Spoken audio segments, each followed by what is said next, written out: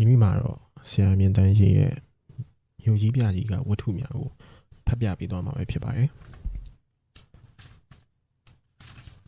အမ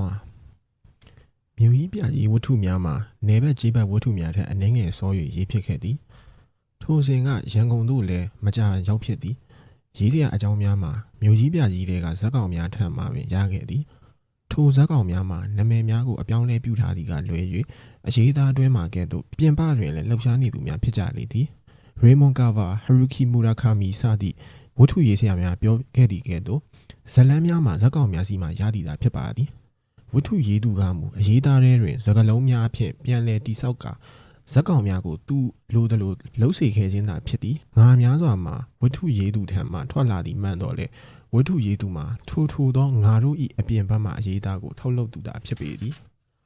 ကျေးဇူးတင်ခြင်းသူတဦးမှာတငယ်ချင်းလားဆင်ဖြစ်သည်ချင်းတွင်ထဲမှနေဘက်ကြီးဘက်အခြေခံကျွန်တော်၏ဝတ္ထုများဖက်ကဘဝမကြသူဖြစ်သည်မင်းရဲ့တောသားတွေနဲ့တော့ငါနဲ့မဖြစ်ပါဘူးဟုပြောလိရှိသည်တခါကရန်ကုန်မှအပြန်ချင်းမိုင်နဲ့ခိတ္တနားနေစဉ်သူနဲ့ဖုန်းဆက်စကားပြောရင်မင်းလျော်ခြင်းခံရသောကာလတရားနဲ့သူ၏သားသမီးများမှအကြောင်းကိုပြောဖြစ်သွားသည်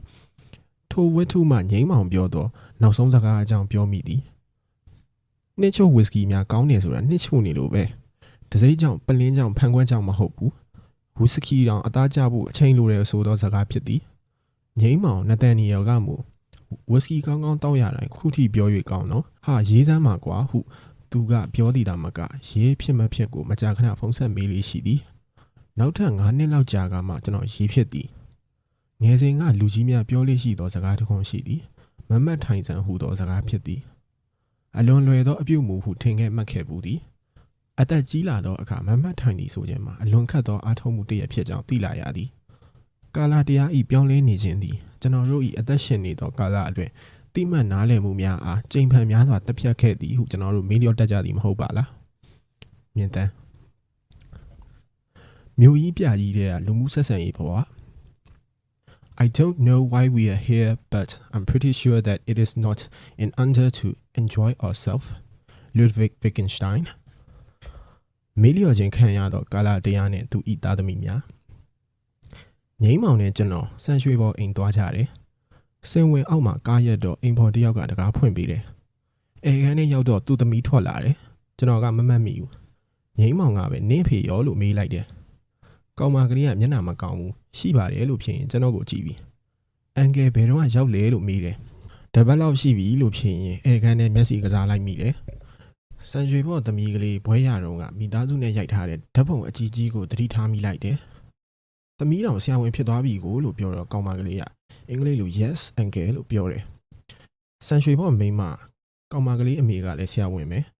ဟိုတုန်းကမျိုးမြတ်အောင်ဆန်းနဲ့မျိုးလာအောင်ဆန်းဆိုပြီးစေချောင်းမှာတိတ်နာမည်ကြီးတဲ့ညီအမတွေကတယောက်ပေါ့ဆန်ရွှေပေါ်နဲ့ကြိုက်ကြတာမဟုတ်ဘူး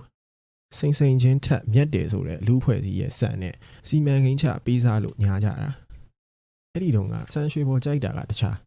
ဆန်ရွှေပေါ်ကြိုက်တာကလည်းအများကြီးအဲ့ဒီတုန်းကတော့ဒီကောင်နဲ့ကြိုက်နေတာအီကိုကဘက်ထီဆိုတဲ့ရှမ်းကပြားမလေးအတော်ချောတယ်စေချောင်းသားမဖြစ်ခင်ကတည်းကသူကြိုက်တာတွေအပုံကြီးပဲကျွန်တော်မှတ်မိသလောက်ပြောရရင်၈တန်းလောက်ကတည်းကရီးစားစထားတာစိတ်မယ်ရီကျောင်းကအေမီဆိုတဲ့ကောင်မကလေးအဲ့ဒီကောင်မကလေးကိုလည်းကျွန်တော်လည်းကြိုက်တာပဲစိတ်မယ်ရီကျောင်းမှာနှစ်စဉ်လုပ်တဲ့ဈေးအောင်ပွဲမှာတွေ့တာဘသူကရီးစားစကားပြောမလဲဆိုပြီးကျွန်တော်တို့မြောက်ပန်းလှန်တယ်သူနိုင်တော့သူကစကားသွားပြောတာသူတို့နှစ်ယောက်ဖြစ်သွားကြရောကျွန်တော်ကတော့အဲ့ဒီကလေးကမိန်းမလေးကိုစိတ်နှံအောင်ရတယ်မြောက်ပန်းလှန်ပြီးရီးစားစကားပြောတာမှာနိုင်တဲ့လူကိုကြိုက်နိုင်တယ်ဆိုတော့မိန်းမဆိုတာမှာစင်ချင်ုံတရားနဲလိမ့်မယ်လို့ထင်လိုက်တယ်မိန်းမတွေကိုကြိုက်ဖို့မကြိုးစားတော့ဘူးဆန်ရွှေဘော်ကတော့အေမီနဲ့ရီးစားဖြစ်ပြီးနောက်နှစ်ကျောင်းပြန်ဖွင့်တော့ကွဲသွားကြတယ်အေမီနဲ့ရီးစားဖြစ်လိုက်လို့အတွေ့အကြုံရလိုက်တယ်လို့ပြောတယ်ရင်ကွဲတယ်ဆိုတာများလားလို့ကျွန်တော်ကတွေးတယ်ရင်ကွဲတာဟာ romantic ဖြစ်တာပဲလို့ကျွန်တော်ကထင်တယ်ဟုတ်ပုံမရဘူးမကြခင်စိမ့်ချုံကွန်ဗင်ကကောင်မကလေး2ယောက်နဲ့တပြိုင်နက်ရီးစားဖြစ်ပြန်ရောကျောင်းရှိမှာသွားတွေ့တော့စံပြကျောင်းကကောင်တွေကရိုက်မယ်ပုံမယ်တောင်ဖြစ်ကြသေးတယ်ဒီတော့ကန်ညွန့်ကိုလူမိုက်900ရသေးတယ်ကောင်မလေးနဲ့သွားတွေ့ရင်ကန်ညွန့်နဲ့သူနဲ့လိုက်သွားရတယ်အပြန်လေးဟာပြင်ဈေးမှာစက်သားတုံးနဲ့သီးစုံတစ်ခွက်ဝယ်တိုက်ရတယ်လို့ပြောတာပဲ10တန်းရောက်တော့ကျွန်တော်လဲကြိုက်စရာတွေးမိပြန်ရောတခြားမဟုတ်ဘူးဆန်ရွှေဘော့နှမဝင်းခွဲစိုက်တွီလို့အတန်ထွက်တဲ့စစ်တွေဘက်က သူ့မိဘတွေကရန်ကုန်မှာအခြေချဖို့ပြောင်းလာတာတဲ့ရခိုင်မပြီတဲ့ဖြူတယ်တွတ်တယ်စကားပြောရင်ဝဲတဲတဲကလေးရဲ့ဒါပေမဲ့အရင်ကကာလကတ္တားမှာကြောင်းနေတာဆိုတော့ခင်မိတယ်မင်းနှမကိုငါရီးစားစကားပြောမလို့ဆန်ရွှေဘော်ကိုပြောတော့သူကပြောတယ်ငါနှမကခက်နဲ့ရဲ့တဲ့မင်းနဲ့ဖြစ်မှာမဟုတ်ဘူး3 လတစ်ချိန်လောက်ရီးစားအစ်စ်ထားတာတဲ့မင်းရှင်ခွဲနေရမယ်မင်းရှင်ခွဲတော့ငါမကြည့်ရဘူးတဲ့မီးကိုမလောင်ငင်ကတားတာအကောင်းဆုံးပဲတဲ့သူပြောတာတွေကျွန်တော်သဘောကျပါတယ်တခုပဲမလောင်ငင်ကဘယ်လိုလုပ်တားမှာလဲလောင်မှမလောင်ရသေးပဲဒီလိုနဲ့သူ့နှမဝမ်းခွဲနဲ့ကျွန်တော်ချောင်းကြည့်ပြုံးပြန်အစင်းကမတက်လိုက်ရတော့ဘူးမိန်းမတွေကိုမကြိုက်ရင်မချင့်ရင်လူ့ဝါကြီးကအတော်ပြောစရာကောင်းမယ်လို့တောင်တွေးမိလာတယ်ကျွန်တော်တို့တိုက်နှစ်စင်စာမင်းပွဲကြီးပြီးလို့တက္ကသိုလ်တွေပိတ်ခန့်ပြီးမှစုံတယ်နန်ဆင်းမှာဖြစ်ဖြစ်ဟိုက်ဆွမ်းမှာဖြစ်ဖြစ်စုံရတယ်စုံတိုင်းရီးစားထားတဲ့အကြောင်းတွေပြောကြတယ်ပြောစရာမရှိတဲ့ကျွန်တော်တို့ကောင်မျိုးကပူတောက်တယ်ပြောစရာမှမရှိပဲဒီတော့တောက်ယုံပဲမဟုတ်လားဒီထဲမှာသူ့ရီးစားတခြားလူနဲ့လိုက်ပြေးတိုင်းနင်းတောက်တဲ့ဖေတန်းလိုကောင်မျိုးလည်းပါတယ်ဖေတန်းကိုဆန်ရွှေဘော်ကအမြဲဆုံးပါတယ်ယောက်ျားဆိုတာအသေးမာရတယ်တဲ့အသေးမကွဲရဘူးတဲ့ပြောပန်များတော့ဟိုကောင်ကထိုးရောဒါရင်ဘာဟုတ်သေးလဲဖေတန်းကပြောသေးတာငါကမင်းလို့ကမြင်းကျင်လို့ရီးစားထားတာမဟုတ်ဘူးချစ်လို့တဲ့ဆန်ရွှေဘော်ကပြောတယ်ချစ်တာမင်းအမပဲမိန်းမဆိုတာတို့လို့မချစ်တတ်ဘူးမင်းကလော့ဖိုင်မှာချစ်ပုံမျိုးနဲ့တော်ချစ်နေတော့မင်းခံပေါ်တဲ့ကျွန်တော်ကတော့မိန်းမတယောက်ကိုကြိုက်ရတာထက်ဆိုင်ရေခဲတော့ခက်ကြီးကြီးတုံးကိုပါဇက်တဲထဲကုန်ထားတာကပိုအန်ရကင်းမယ်လို့တောင်တွေးမိတယ်ကျွန်တော်တို့ MA ဖြည့်တဲ့နှစ်ဆန်ရွှေဘော်စီးချောင်းပြီးတယ်အင်ဂျင်နီယာဖြစ်တဲ့ကောင်တွေကတစ်နှစ်စောတယ်ဆန်ရွှေဘော်နဲ့ကျွန်တော်ပို့တွေ့တယ်သူက Eco Battery စီနေစဉ်လို့လာတာကောင်မလေးနဲ့ညနေတိုင်းတွေ့ပြီးရင်ကျွန်တော်တို့ဌာနဘက်ရောက်လာတတ်တယ်ကျွန်တော်တို့ဌာနဘက်လာပြီးစကားပြောလေးရှိတယ်ကျွန်တော်ကားနဲ့လိုက်ပြန်လေးရှိတယ်ဘတ်ဒီကိုတော့သူတကယ်ကြိုက်တာကျွန်တော်ကိုဖွင့်ပြောပြတယ်သူတကယ်ကိုယူကျင်တာတဲ့တစ်ချိန်တည်းမှာပဲသူ့အိမ်ကမြုံမြတ်အောင်ဆန်နဲ့ဖွဲရပြီးတာနဲ့ပေးစားဖို့စီစဉ်နေတဲ့သူဘာလုပ်ရမှန်းမသိဘူးကျွန်တော်ကတော့တခုပဲပြောနိုင်တယ်မင်းရွေးပေါ်လို့ပြောတော့သူကငါဘယ်လိုရွေးရမလဲတဲ့သူဘယ်လိုရွေးရမလဲဆိုတော့ကျွန်တော်မပြောနိုင်ဘူးကျွန်တော်ဟာသူမဟုတ်ဘူးဒီတော့ပျော်စီပြက်စီပြောလိုက်ရတယ်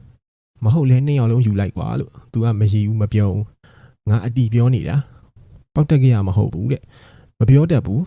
ကျွန်တော်အတွက်တော့မန္တလေးမော်ဝီစကီကို18ချက်ခွဲအထိဈေးတင်မယ်လို့ကြားရကြတဲ့ကစိတ်ထဲမှာဘဝင်မချဖြစ်နေတယ်အဲ့ဒါကပိုအရေးကြီးနေတယ်ဈေးတက်တယ်ဆိုတာကကိုကမတားနိုင်မှန်းသိတယ်ဒါပေမဲ့စိတ်ထဲမှာတော့ဘယ်ကောင်းမှမလဲမျိုးမြတ်အောင်ဆန်နဲ့သူ့ကိုဆိတ်ဆက်ပြီးတော့မယ်ဆိုတာကြားတော့ဘတ်ဒီကဆန်ရွှေဘော်ကိုအဆက်ဖြတ်လိုက်တယ်အတွေ့မခံတော့ဘူးအဲ့ဒီနေ့ကစားပြီးဆန်ရွှေဘော်ကျွန်တော်အိမ်မှာလာနေတယ်ညအိမ်ညနေနေတဲ့ကနေတယ်ညနေတိုင်းငိုတယ်ကျွန်တော်အဖေချန်တဲ့ကအိမ်တစ်လုံးမှာတက်နေတော့လွတ်လပ်တယ်အိမ်နဲ့အစင်မပြေလို့ဆင်းလာတဲ့အကောင်မှန်သမျှကျွန်တော်အိမ်မှာမအိပ်ဘူးလားမရှိဘူးဆန်ရွှေဘော်ကျွန်တော်အိမ်မှာလာအိပ်နေတာကိုသူ့အိမ်ကတိတယ်ကျွန်တော်မိဘနဲ့သူ့မိဘတွေကခင်ကြတယ်ဒီတော့ကျွန်တော်စီမှာသူလာနေတာကိုသူ့အိမ်ကစိတ်ချတယ်ကျွန်တော်အဖေကလည်းအချိန်နေတိတော့သူ့အဖေကိုဘာမှမပူနဲ့လို့တောင်ပြောတာညနေတိုင်းဝီစကီတောက်ရင်သူကရင်ဖွင့်တယ်ဘက်ဒီကိုသူဘယ်လောက်ချစ်တယ်ဆိုတာအကြီးပဲပြောတယ်ကျွန်တော်မှချစ်တဲ့အကြောင်းပြောစရာမရှိဘူးတခါတလေဖေတန်းကိုလမ်းခေါ်လာရတယ်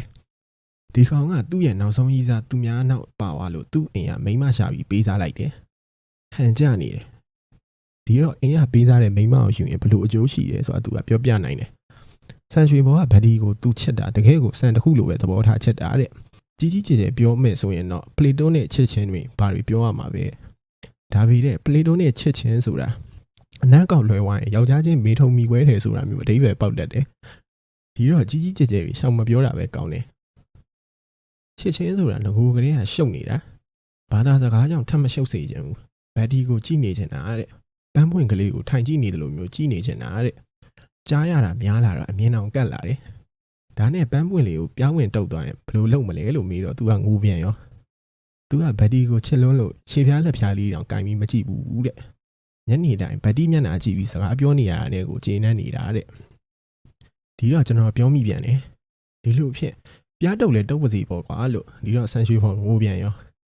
ာဘယ်မှာလဲနင့်အဖေလို့ငိမ့်မောင်ဆန်ရွှေဘော်သမီးကိုမေးလိုက်တယ်ခြံထဲမှာနှင်းစီပန်းနေတာတစ်ပင်ရိပ်မှာမမီရောအန်တီလေးပါရှိတယ်လို့ပြန်ဖြေတယ်သမီးတခုခုများဖြစ်နေကြလားလို့ကျွန်တော်ကအင်္ဂလိပ်လိုမေးလိုက်တယ်စိတ်ထဲမှာတမျိုးပဲညီမလိုမင်းရင်ရိုင်းများနေမလားလို့မောင်ငယ်နဲ့ဒယ်ဒီစကားများကြလို့သူကပြန်ဖြေတယ် မီကီနဲ့လားလို့ကျွန်တော်ထပ်မိတယ်ကောင်ကလေးကိုကျွန်တော်ကချစ်တယ်ကျွန်တော်သားလို့ပဲဒါကြောင့်သူ့မွေးကလေးကကျွန်တော်ចောင်းလုံးကနာမည်သူ့ကိုပေးတာတယ်အိမ်မှာအားလုံးအဲ့ဒီလိုခေါ်ကြတယ်ဟုတ်တယ်အန်ကယ်မီကီနဲ့ဒယ်ဒီစကားများကြတာလို့ဆန်ရွှေဖို့သမီးကဖြေတယ်ဘာလို့လဲလို့ကျွန်တော်ကမေးမယ်လို့စဉ်းစားတယ်မမေးရသေးခင်မှာပဲကောင်မကလေးကဆက်ပြောတယ်မောင်ငယ်ကဒီနေ့ကျောင်းပြန်ဖွင့်ရင်စေးချောင်းမတက်တော့ဘူးတဲ့ S ကိုပြောင်းမယ်တဲ့ဒယ်ဒီငယ်ထိန်ငွေပွေးပေါက်တယ်လို့ဖြစ်ရောပူဆိုးတာကမာမီတို့ဘက်ကအန်ကယ်တာဆန်သမီးရိုးလာဆန်နဲ့ပေးစားကြတော့မောင်ငယ်ကမယူနိုင်ဘူးဆိုလို့ပဲဘာလို့လဲလို့ငိမ့်မောင်ဝင်မေးတယ်စေးချောင်းမတက်ချင်တော့တာကဆရာဝန်မလုပ်ချင်လို့တဲ့လူမမာရီထက်လူကောင်းနေနဲ့လည်းစကားပြောချင်လို့ပြောတယ်ရိုးလာဆန်ကိုမယူချင်တာကတော့သူကြိုက်တာသူရှာယူချင်လို့တဲ့လို့ဆန်ရွှေဖို့သမီးကလေးကရှင်းပြတယ်အခုရင်မဲ့အန်ကယ်ချာလီကမောင်ငယ်ကိုအပြင်ခေါ်သွားတယ်လို့ဆက်ပြောတယ်လာနှင်းစီချန်နဲ့သွားရအောင်လို့ကျွန်တော်ပြောလိုက်တယ်ဗက်ဒီနဲ့ကွဲကနေကမျိုးမြတ်အောင်ဆန်နဲ့ရကြတဲ့ကဆန်ရွှေဘောကနှင်းစီပန်းတွေကိုခယူးဆိုင်ပြီးစိုက်တယ်နှင်းစီတွေပွင့်လာရင်ထိုင်ကြည့်နေတတ်တယ်သူမိန်းမကလည်းနှင်းစီပန်းတွေကိုမညိုညင်ဘူးမညိုညင်ဆိုကွန်ဖင်တော့ကသူ့နာမည်ကရိုစီကိုအခုပါရဂူကြီးဖြစ်တဲ့အထိဆန်ရွှေဘောကအလောက်ကပြန်လာတိုင်းနှင်းစီပန်းတွေအနာမှာထိုင်ပြီးဝစ်စကီတစ်ခွက်တောက်တယ်ခုတော့ကိုယ်တိုင်တိတ်မလုံနိုင်တော့အလုပ်သမား2ယောက်တောင်ငားထားတယ်လို့ကြားရတယ်ဆန်ရွှေဘောကသူထိုင်နေကြခုံတန်းလျားကလေးပေါ်မှာထိုင်နေတယ်သူ့ဘေးမှာသူ့မိန်းမညမကရှေ့နားခုံမှာကျွန်တော်တို့2ယောက်ကိုတွေ့တော့သူတို့အားလုံးအံ့ဩသွားတယ်ဆန်ရွှေဘောသမီးကလေးကအိမ်ထဲမှာပဲနေရခဲ့တယ်ကျွန်တော်တို့အလာပါတလာပါနဲ့အရင်မရအဖက်မရတဲ့အကြောင်းတွေကိုအတော်ကြောင်အောင်ပြောလိုက်ကြတယ်နိုင်ဝတ်တတလောက်ကြာသွားတယ်ဧည့်သည်ကိုတခုခုတော့ကြွေးကြအောင်မတီဟာလို့ငိမ့်မောင်ကပြောလိုက်တယ်ဒီတော့မှအရင်မရအဖက်မရတဲ့အကြောင်းတွေပြောနေတာရက်သွားတယ်ညီမ2ယောက်သားထိုင်ရာကထတယ်ငိမ့်မောင်ကအငယ်မမျိုးလှအောင်ဆန်ကိုလှမ်းပြောလိုက်ပြန်တယ်နင်းကအငယ်ပဲအလိုက်ကန်းဆိုတော့တိမပေါ့ကျွန်တော်လည်းဝင်ပြောလိုက်တယ် Jasmine နင်အဲ့ဒါကြောင့်အပြူကြီးဖြစ်နေတာအေးနင်ကမှငါ့ကိုမကြိုက်ပဲလို့သူကပြန်ပတ်ရင်လှည့်ထွက်သွားတယ် Jasmine နဲ့ကျွန်တော်ကငငယ်ကလေးကစကနိုင်လူနေကြငိမ့်မောင်က Rosie ကိုလှမ်းပြောလိုက်ပြန်တယ် Hey Rose နင်တို့တပည့်တွေကြော့ထားတဲ့အထဲဝီစကီကောင်းကောင်းတစ်လုံးမုံရဝက်ဦးချောင်းလေးပါလီချဟာဒီကောင်ကိုကျွေးရအောင်ဆန်ရွှေဘော်ကကျွန်တော်ကြိုက်တဲ့ဝီစကီနာမည်လမ်းပြောပြီးဝီစကီတောက်တဲ့ဖင်ထူထူဖန်ခွက်တွေယူခဲ့ခိုင်းတယ်သူတို့ညီမ2ယောက်အိမ်ထဲဝင်သွားတော့ဆန်ရွှေဘော်ကိုကျွန်တော်ကပဲစပြီးပြောလိုက်တယ်မင်းတို့သားဖာကြောင်ကြားပြီးပြီအဲ့လိုမဖြစ်သင့်ဘူးလို့ငါထင်တယ်အထူးသဖြင့်မင်းလုံကောင်ကဒီလိုကိစ္စမျိုးတွေပိုပြီးနားလည်မယ်လို့ငါထင်တယ်ဆန်ရွှေဘော်ကဘာမှပြန်မပြောဘူးအတော်ကြာသွားတယ်ငိမ့်မောင်ကထပြီးနင်းစီပွင့်တချို့ကိုကြည့်နေတယ်ငါမားသွားတယ်လို့ဆန်ရွှေဘော်ကပြောတယ်အတော်ကြာအောင်ဘာမှမပြောသေးပဲနေပြီးမှဆက်ပြောတယ်အဖေဆိုတော့ကိုသားသမီးကိုဖြစ်စေချင်တာပဲဒီတော့တခြားလူတယောက်မှလည်းခံစားချက်တွေရှိပါသလားဆိုတာမေ့သွားတာပေါ့ဟုတ်တယ်လို့ကျွန်တော်ကဂျားဖြတ်ပြောလိုက်တယ်မင်းမိဘငါမိဘတွေတုန်းကလည်းသားသမီးတွေကိုဖြစ်မြောက်စေချင်လို့အဆအဆစီမံပေးခဲ့ကြတယ်မကောင်းဘူးမလုပ်သင့်ဘူးလို့ငါမပြောဘူး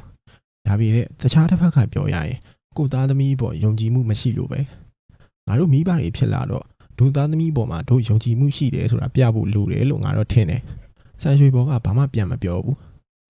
ငိမ့်မောင်ကကလထိုင်မှာပြန်ထိုင်ပြီးနားထောင်နေတယ်ကျွန်တော်ကဆက်ပြောလိုက်မိတယ်ချစ်ချင်းဆိုတာတော့အစားထိုးလို့ရတယ်ဆိုတဲ့အမြင်မျိုးတွေရှိခဲ့တာပဲတကယ်တော့ချစ်ချင်းဟာပုဂ္ဂလိကတိမှတ်ခံစားနိုင်မှုပေါင်းနဲ့ထွက်သွားတဲ့ဟာတစ်ခုပဲဘာစင်ကြီးမှမရှိတဲ့ဟာတစ်ခုဒါပေမဲ့ဒုတွေဟာချစ်ချင်းဆိုတာကိုစင်စည်းလို့မြင်းရံနဲ့ဆက်နဲ့တိုင်းတာပြီးစင်ချင်းချင်းရဲ့ပေါင်းနဲ့အတင်းပြန်သွင်းအလွဲပြောင်းလုပ်လို့ရတဲ့ဟာတစ်ခုလို့မြင်ခဲ့ကြဘူးလေမဟုတ်ဘူးလားဆန်ရွှေဘော်ကဘာမှဝင်မပြောဘူးJasmine ကဝီစကီပလင်းနဲ့ဖန်ခွက်တွေယူလာတယ်စပွဲပူကလေးပေါ်မှာတင်လိုက်တယ်ငိမ့်မောင်ကဝီစကီပလင်းကိုဖွင့်ပြီးဖန်ခွက်ထဲထည့်လိုက်တယ်ကျွန်တော်က Jasmine ကိုလှမ်းကြည့်ရင်စကားဆက်ပြောလိုက်တယ်တခါတော့ကမိန်းမတွေကိုတိတ်ချက်တတ်တဲ့လူတစ်ယောက်ကငါ့ကိုပြောဘူးလေသူချစ်တယ်ဆိုတာကပန်းပွင့်ကလေးတွေပွင့်နေတာကိုထိုင်ကြည့်ချင်နေရမျိုးတဲ့အဲ့ဒီတော့ကတော့ချစ်ချင်းဆိုတာပန်းကလေးတွေပွင့်တာကိုကြည့်ပြီးတာယာတာမျိုးပဲလို့ပဲငါနားလည်လိုက်ခဲ့မိတယ်ကျွန်တော်စကားပြောတာခဏရက်လိုက်တော့ငိမ့်မောင်ကဝီစကီဖန်ခွက်လမ်းပေးတယ်ငိမ့်မောင်ကဆန်ရွှေဘော်ကိုလည်းတစ်ခွက်လမ်းပေးလိုက်တယ်ကျွန်တော်ကတငုံတောက်ပြီးဆန်ရွှေဘော်ကိုလမ်းကြည့်ရင်စကားဆက်လိုက်တယ်ဆန်ရွှေဘော်ကကျွန်တော်ကိုစိုက်ကြည့်နေတယ်ပန်းကလေးတွေကြည့်ပြီးတာယာနေတာချစ်နေတာဟာတာယာမှုတသက်မဟုတ်ဘူးယုံကြည်မှုလည်းပါတယ်ယုံကြည်မှုဆိုတာကဒီပန်းကလေးတွေမှာဖူးနိုင်ဝင်ပွင့်နိုင်ဝင်ရှိတယ်ပန်းကလေးတွေမှာတီးခြားဆွမ်းဆောင်နိုင်မှုတွေရှိတယ်ပန်းကလေးတွေရဲ့တီးခြားဖြစ်တည်နေမှုအပေါ်ယုံကြည်ပြီးတမိုးထားနေတာပဲချစ်ချင်းဟာဒါပဲအဲ့ဒီလောက်ထိရိုးရှင်းတယ်လှတယ်လွတ်လပ်တယ် ကျွန်တော်ကစကားပြောရက်လိုက်တယ်အားချောက်သွားတယ်ဖန်ခွက်ထဲကဝီစကီအတော်များများထပ်တောက်လိုက်တယ်ဆန်ရွှေဘော်ကခက်လန်းလန်းကိုကြည့်နေတယ်ဂျက်စမင်ကစိတ်ဝင်စားနေပုံရတယ်မီကီချစ်တယ်ဆိုတာကပန်းပွင့်ကလေးတွေပွင့်နေတာကိုထိုင်ကြည့်နေချင်တာမျိုးဆိုတာဘသူကပြောတာလဲတိတ်လာတဲ့ allegory ပဲလို့ဂျက်စမင်ကဝင်ပြောတယ်ကျွန်တော်ကဆန်ရွှေဘော်ကိုလှမ်းကြည့်လိုက်မိတယ်သူကကျွန်တော်ကိုလှမ်းကြည့်တယ်ကျွန်တော်ကဂျက်စမင်ဘက်လှည့်ပြီးပြောလိုက်တယ်ကြာပြီဟဲ့ဘသူပဲဝါရဲလို့မမှတ်မိတော့ဒါပေမဲ့ငါကောင်းထဲမှာအဲ့ဒီအကြောင်းကစွဲနေတယ်ကျွန်တော်ဘာမှဆက်မပြောတော့ဘသူကမှလည်းဘာမှမပြောကြဘူးအားလုံးငြိမ်နေတယ်ကျွန်တော်ကဆန်ရွှေဘော်ကိုလှမ်းကြည့်လိုက်တယ်သူကကျွန်တော်ကိုကြည့်ရင်မတိမတာပြုံးနေတယ်ခေါင်းကိုမတိမတာညှိနေတယ်ကျွန်တော်ကခက်တတာပြန်ပြီးပြုံးပြလိုက်တယ်ငိမ့်မောင်ကဖန်ခွက်ကိုမျက်နှာနာကတ်ကြည့်နေတယ်အားလုံးငြိမ်နေတော့ငိမ့်မောင်စကားတန်ကြားလိုက်ရတယ်နှစ်ချို့ဝီစကီများကောင်းနေဆိုတာကနှစ်ချို့နေလို့ပဲဒစိမ့်ကြောင်ပလင်းကြောင်ဖန်ခွက်ကြောင်မဟုတ်ဘူးဝီစကီတောင်အသားကျဖို့ဆိုတာအချိန်လိုတယ်2004